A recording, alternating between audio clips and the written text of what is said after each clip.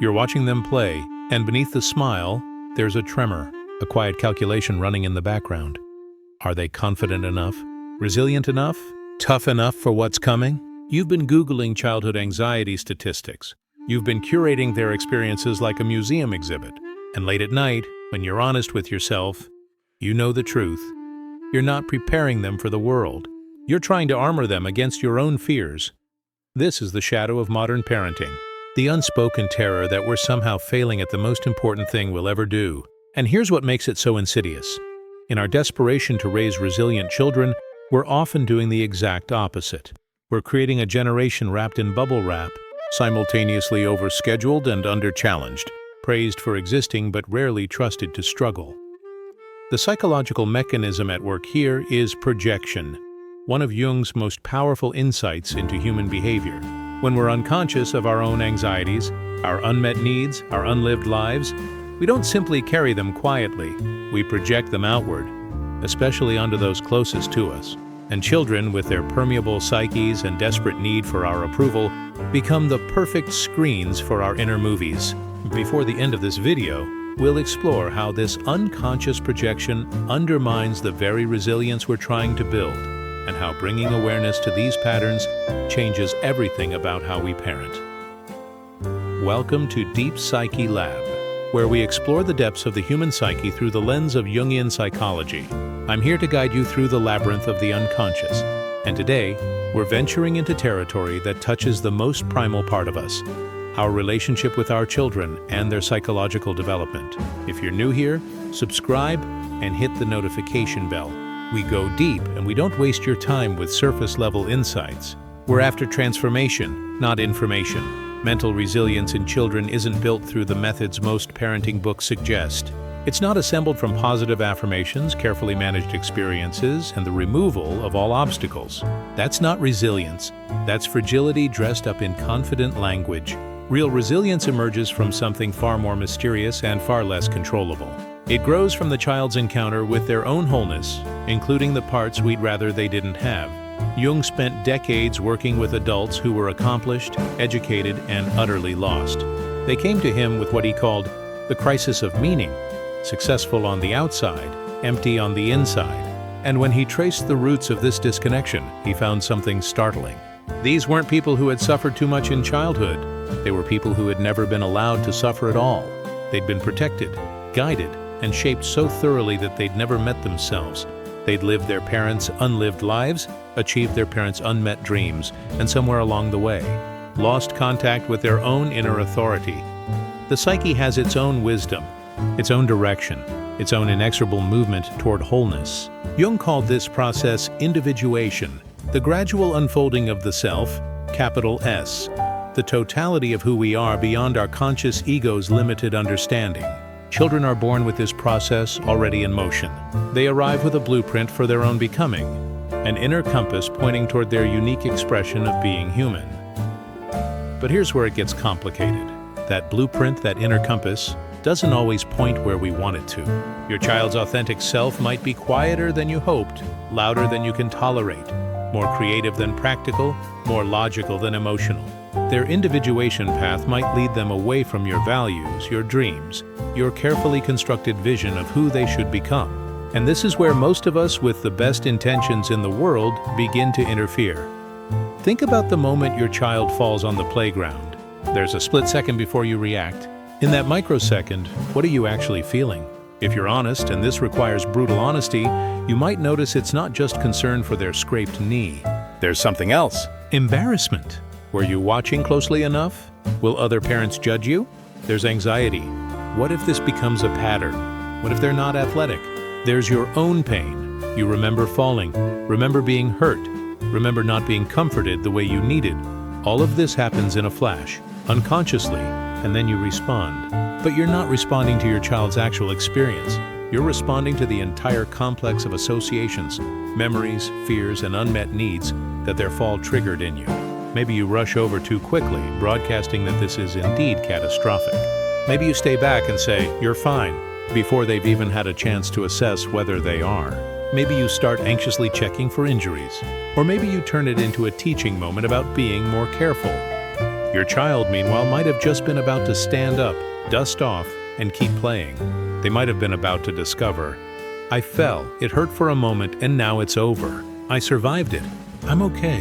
That's resilience, the direct, unmediated experience of falling and recovering. But your anxiety interrupted that process. They learned something else instead. Falling is dangerous. It requires adult intervention. My own assessment of my experience is less reliable than my parents' reaction to my experience. This is happening hundreds of times a day in small ways. The child reaches for the sharp scissors, and you immediately redirect to the safe ones. Not because they can't handle sharp scissors with guidance, but because you can't handle the anxiety of watching them try. The child expresses anger, and you immediately soothe or correct. Not because the anger is inappropriate, but because anger makes you uncomfortable. You never learned to tolerate your own anger, so how can you tolerate theirs? Jung worked extensively with what he called complexes. Those autonomous pockets of psychic energy that form around emotional wounds and unresolved experiences. We all have them. The parent complex, the authority complex, the achievement complex. These aren't conscious beliefs. They're more like psychological landmines buried in the unconscious, triggered by specific situations and taking over before we realize what's happened. If you grew up with a parent who was critical and demanding, you might have a complex around achievement. When your child brings home a B, the complex activates. Suddenly you're not a rational adult helping a child learn. You're 8 years old again, terrified of disappointing your father. And from that activated place you respond. Maybe you become the critical parent you swore you'd never be. Or maybe you do the opposite, praising the B excessively, protecting your child from the disappointment you once felt. Either way, you're not present. You're in the past, and your child is paying the price. The children who develop genuine resilience, the kind that weathers actual adversity, not just the kind that looks good on college applications. These are children whose parents have done their own psychological work. Not perfectly, not completely, but enough to recognize when they're projecting. Enough to pause between stimulus and response. Enough to ask, is this reaction about my child's actual experience or about my own unresolved material? In Memories, Dreams, Reflections, Jung wrote about his own childhood with remarkable honesty. His parents were going through a difficult period in their marriage. There were tensions, silences, unspoken resentments, and young Carl, sensitive and intuitive, absorbed it all. He developed physical symptoms, fainting spells, mysterious illnesses. But something interesting happened. His parents, despite their own struggles, allowed him his inner world. His mother, in particular, had what Jung later recognized as a psychological awareness unusual for that time. She didn't try to explain away his experiences, pathologize his sensitivity, or force him into a more conventional mold. This is crucial. Jung wasn't raised in a perfect environment. Far from it, but he was raised in an environment that permitted his psyche to have its own reality. When he had disturbing dreams, they weren't dismissed. When he needed solitude, it was granted. When he asked strange questions, they were taken seriously. His parents weren't perfect, but they were, in some essential way, permeable to his psychological truth. Contrast this with the modern tendency to manage, optimize, and perfect the childhood experience. We want to remove all the difficult emotions, smooth out all the rough edges, ensure constant happiness. But emotions aren't problems to be solved. They're information. They're the psyche's way of responding to reality. When a child feels sad because their friend moved away, that's not a problem requiring intervention. That's the appropriate emotional response to loss. The resilience comes not from preventing the sadness, but from moving through it, learning that sadness arrives, and if we let it, eventually departs. But there's something deeper here, something that touches the very foundation of how we think about child development. We've inherited a model of the child as an empty vessel to be filled, a lump of clay to be shaped, a computer to be programmed. This model is catastrophically wrong, and it's rooted in a fundamental misunderstanding of the psyche. The psyche isn't empty at birth. It comes loaded with what Jung called the collective unconscious, the inherited psychological structures of humanity itself, the archetypes, the fundamental patterns of human experience that have repeated across cultures and millennia. The child arrives already containing the mother, the father, the hero, the trickster, the wise old man, the divine child. These aren't learned. They're innate. They're part of our species' psychological inheritance. Your child's psyche is already full, already moving. already oriented towards something.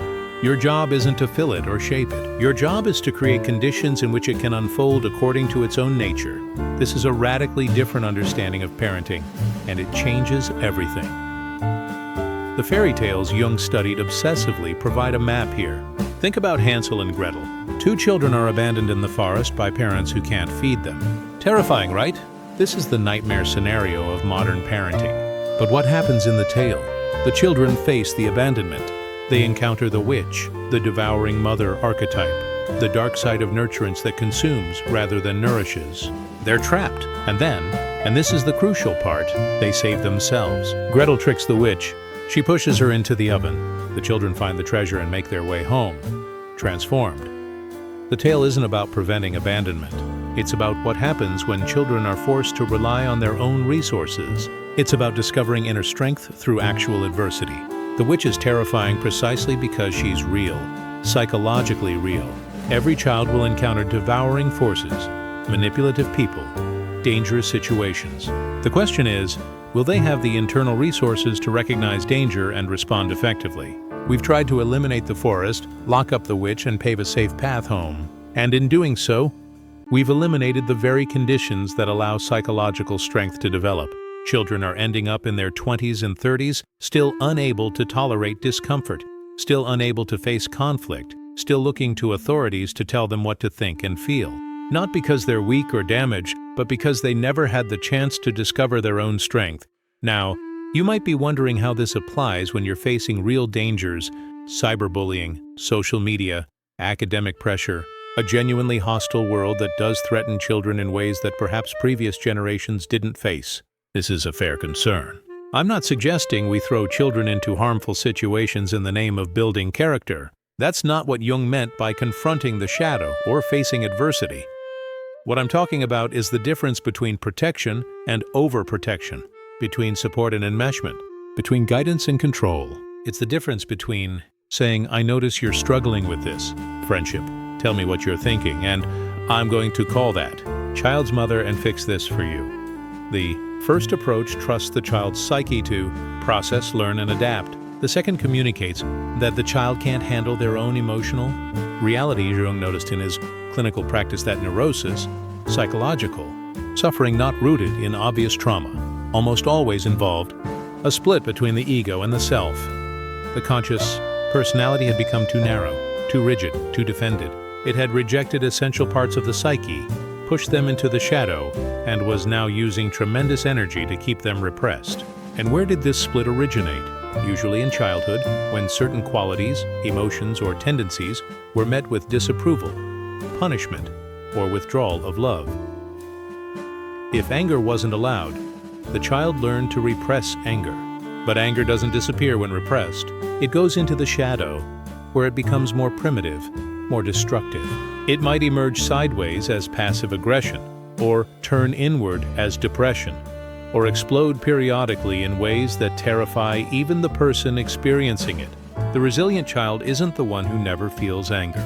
It's the child who learns that anger is a natural response to boundary violations, who can feel it, express it appropriately, and let it move through. If sadness was met with "don't cry" or "be strong" or anxious attempts to cheer them up immediately, the child learned that sadness is unacceptable. But sadness is how we process loss, disappointment, and grief. Without access to healthy sadness, we can't adapt to an imperfect world. We become brittle, always one disappointment away from shattering, because we never developed the musculature to carry sorrow. If fear was shamed, don't be a baby.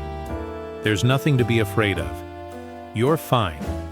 The child learned that fear means weakness, but fear is information. It tells us when to be cautious, when to prepare, when to retreat. Children who can't acknowledge fear take stupid risks because they've learned to override their internal alarm system, or they become paralyzed by unacknowledged anxiety that has nowhere to go. The most resilient children are the ones who have access to their full emotional range. They can feel anger and sadness and fear and joy and love and hatred. They can feel these things without being overwhelmed by them, without having to act on them immediately, and without losing contact with their core sense of self. This emotional flexibility, this ability to tolerate the full spectrum of human experience, This is the foundation of psychological resilience, and it can't be taught through lessons or lectures. It can only be modeled and mirrored. When you can tolerate your own difficult emotions, your child learns that emotions are tolerable. When you can acknowledge your mistakes without falling apart, your child learns that imperfection isn't catastrophic. When you can face uncertainty without grasping for control, your child learns that not knowing is part of life. If this perspective is shifting how you think about parenting and resilience, take a moment to like this video. It helps other parents who are looking for a deeper understanding find their way here. There's a concept in Jungian psychology called the wounded healer. It comes from the Greek myth of Chiron, the centaur who was wounded by a poisoned arrow and could never fully heal. Yet precisely because of his wound, he became the greatest healer and teacher in Greek mythology. He knew suffering from the inside. His empathy was born from experience, not theory. Parents are wounded healers for their children. You don't need to have resolved all your psychological material. You don't need to be fully individuated, completely conscious, perfectly healed. What you need is awareness of your wounds and a commitment to not unconsciously passing them on. You need to know where you're still hurting, still reactive, still operating from unfinished business. When you can say to your child, "I'm feeling really anxious right now, and I need to take a breath before I respond," you're teaching them something profound. You're teaching them that adults have feelings too, that feelings can be noticed without being acted on immediately, that it's possible to have self-awareness in the middle of activation. That's resilience, not the absence of difficulty, but the ability to be with difficulty consciously.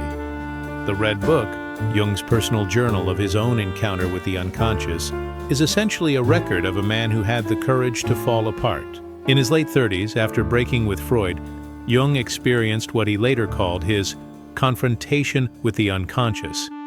He had visions, heard voices, felt himself on the edge of psychosis. He could have pathologized this experience, medicated it away, distracted himself from it. Instead, he turned toward it. He engaged with the figures that emerged from his unconscious through a process he called active imagination. He wrote down what they said. He painted what he saw. He took his own inner experience seriously. This is what he emerged from that period with: a new understanding of the psyche as self-regulating, purposeful, and far wiser than the conscious ego.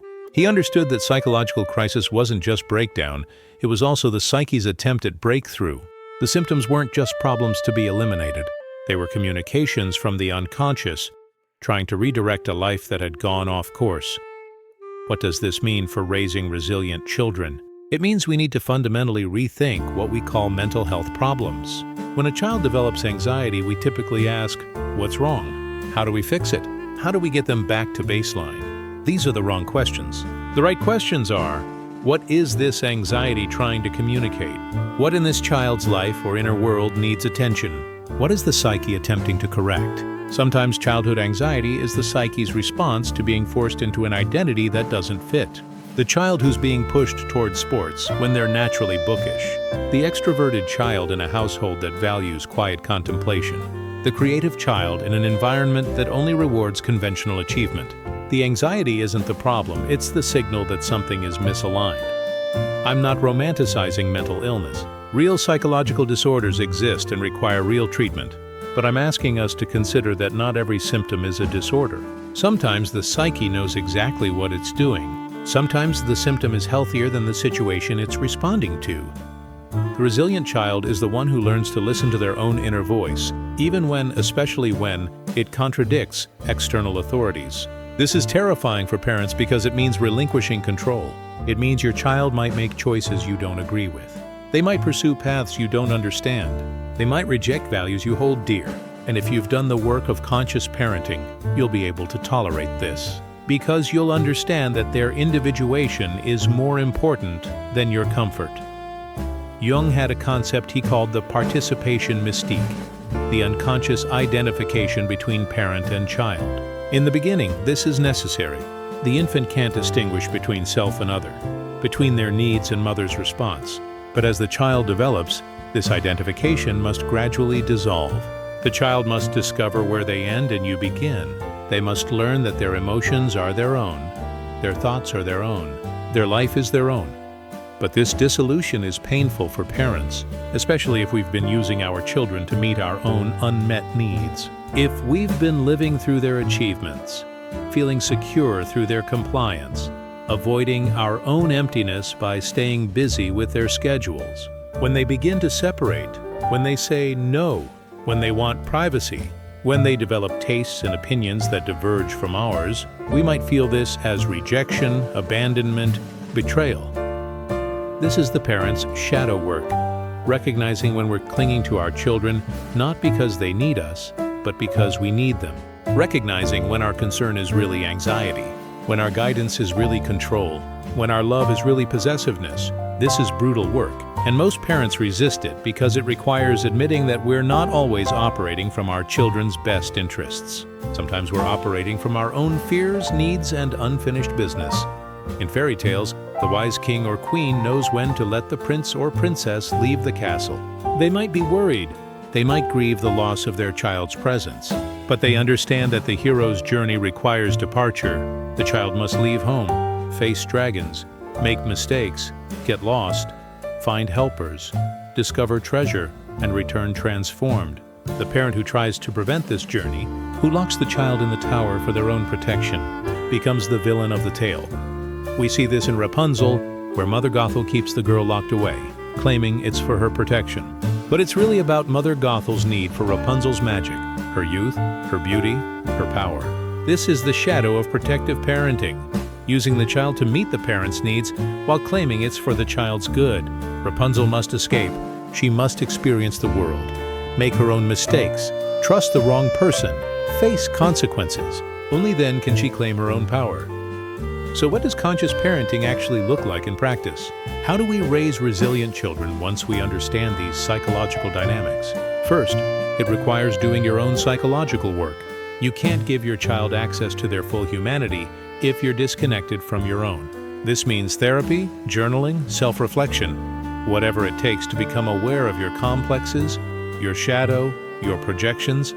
When you notice yourself having an outsized reaction to something your child does, that's the moment to pause and ask, what got triggered in me? What old wound just opened? What unfinished business am I bringing to this interaction? Second, it means learning to tolerate your own discomfort. Your child will feel difficult emotions. They'll make mistakes. They'll struggle. They'll face rejection, disappointment, and failure. Your job isn't to prevent these experiences or immediately rescue them. Your job is to stay present, stay grounded, and let them know that you can tolerate their full experience without falling apart or needing to fix it immediately. There's a profound difference between empathy and enmeshment. Empathy says, I see you're in pain and I'm here with you. Enmeshment says, your pain is my pain and I can't bear it, so I need to make it stop immediately. The child who receives empathy learns that emotions are tolerable and temporary. The child caught in enmeshment learns that emotions are dangerous and overwhelming, requiring immediate intervention. Third, it means trusting the psyche's wisdom. When your child is drawn to something, a particular book, a type of play, a creative pursuit, a way of being, pay attention. That's not random. That's the self-calling. Your child's psyche knows what it needs for its development. Your daughter's obsession with horses at age 9 might not be about becoming an equestrian. It might be about encountering power, freedom, and the wildness within herself through the horse archetype. Your son's need to dig holes in the backyard might not be about becoming a landscaper. It might be about going deep, excavating, discovering what's hidden. Jung spoke often about the symbolic life, the understanding that outer activities can carry inner meaning. Children naturally live symbolically. Their play is psychological work. When they line up action figures and create elaborate battles, they're working out power dynamics, exploring aggression, learning about conflict resolution. When they draw the same image over and over, they're trying to integrate something. When they're fascinated by a particular myth or story, they're encountering an archetypal pattern that's active in their own psyche. We make a terrible mistake when we overschedule children, filling every hour with productive activities. We're not just denying them downtime. We're interrupting their psychological work. We're preventing the symbolic life from unfolding. Boredom isn't empty time to be filled. It's the creative void from which imagination emerges. It's the space in which the unconscious can surface and be engaged. Fourth, It means allowing natural consequences instead of imposing artificial ones. If your child forgets their lunch, the natural consequence is hunger. That teaches something real. The artificial consequence, lecturing them, making them write, "I will remember my lunch" 50 times. Taking away screen time teaches something else, that mistakes are shameful and require punishment from authority. The first builds resilience. The second builds compliance and shame. This doesn't mean permissiveness. It doesn't mean no boundaries, no structure, no expectations. Children need boundaries desperately, but the boundaries should be about real things. Safety, respect, basic functioning, not about controlling every aspect of their experience to protect them from discomfort. Fifth, it means modeling vulnerability and repair. You will mess up. You will project. You will react from your own wounds. This is guaranteed. The question is, what do you do afterward? Can you come back and say, "I overreacted earlier. That was about my anxiety, not about what you did. I'm sorry"? This is how children learn that repair is possible, that relationships can survive conflict, that we can acknowledge our mistakes without our entire identity falling apart. In Jungian terms, this is integrating the shadow. You're showing your child that you contain both light and dark, strength and weakness, wisdom and foolishness. You're modeling wholeness, not perfection, and wholeness is what creates resilience. The person who can only be good is fragile. One mistake shatters their self-concept. The person who knows they contain multitudes, who can acknowledge their darkness without being consumed by it, this person can weather storms. There's a beautiful concept in Japanese aesthetics called wabi-sabi, the appreciation of imperfection, impermanence, and incompleteness. A bowl with a crack is more valuable than a perfect bowl because it tells a story. It's been broken and repaired. It survived. This is the kind of resilience we should be cultivating in our children. Not the brittle perfection of the untested, but the hard-won strength of those who've been broken and learned they can be repaired. Children whose parents can tolerate their own imperfection learn something essential. Being human means being flawed.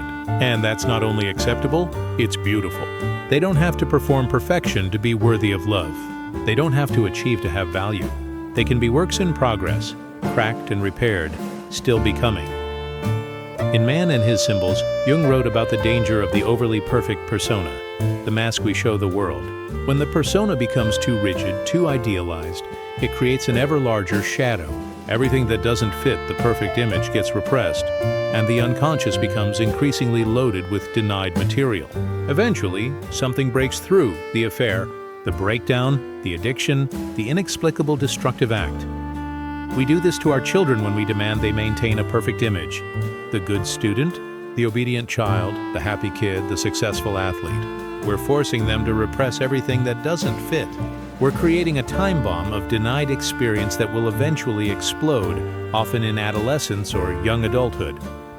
The resilient child is the one who doesn't have to maintain a false self. They can be angry sometimes. They can be sad.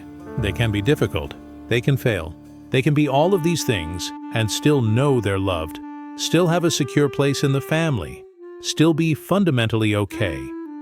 This brings us to perhaps the most important point. Resilience isn't about being tough. It's not about independence. It's not about self-sufficiency. Real resilience is rooted in secure attachment.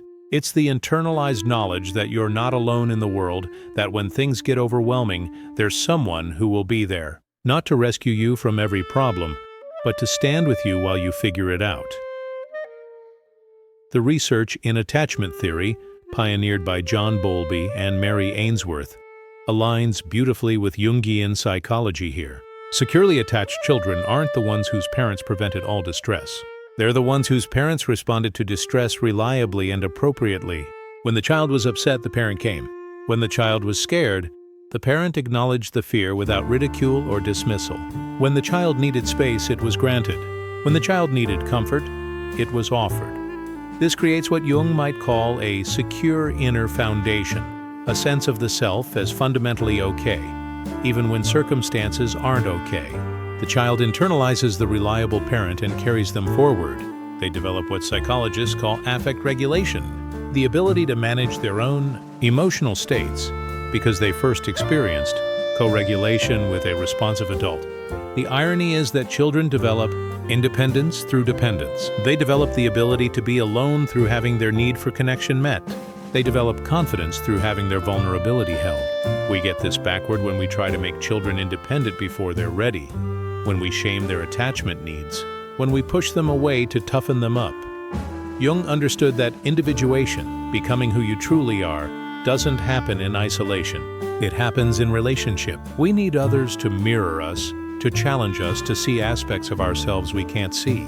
The child individuates through and with the parent, not away from them. The parent who can allow this process, who can see their child clearly without needing them to be anything other than what they are, is offering the greatest gift possible. As we come to the close of this exploration, let's pull the threads together. Mental resilience in children isn't built through techniques or strategies, though those can help. It's not about positive self-talk or coping skills, though those have their place.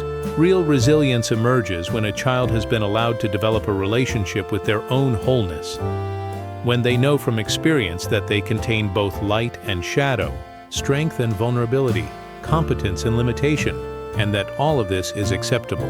When they've been seen by parents who could tolerate their full humanity without needing to fix, change, or perfect it. This is how we raise children who can face an uncertain world with psychological strength that doesn't shatter at the first sign of difficulty. Here's what I want you to remember from this. The strongest gift you can give your child is your own psychological awareness, not your perfection. Your consciousness. I want to hear from you in the comments. Share one moment when you caught yourself projecting onto your child, when you realized your reaction was about your own material, not about what was actually happening. This kind of honesty is how we grow as parents. It's how we stop passing down unconscious wounds and start offering conscious presence. This channel explores psychology for self-understanding and is not a substitute for professional therapy. Thank you for going deep with me today. If this exploration has given you new insight into your own parenting journey, like this video and subscribe to Deep Psyche Lab. We're here every week, bringing Jungian depth psychology to the questions that matter most in your inner life and your relationships. Hit the notification bell so you don't miss future explorations. Until next time, trust the psyche, yours and your child's. It knows more than we think.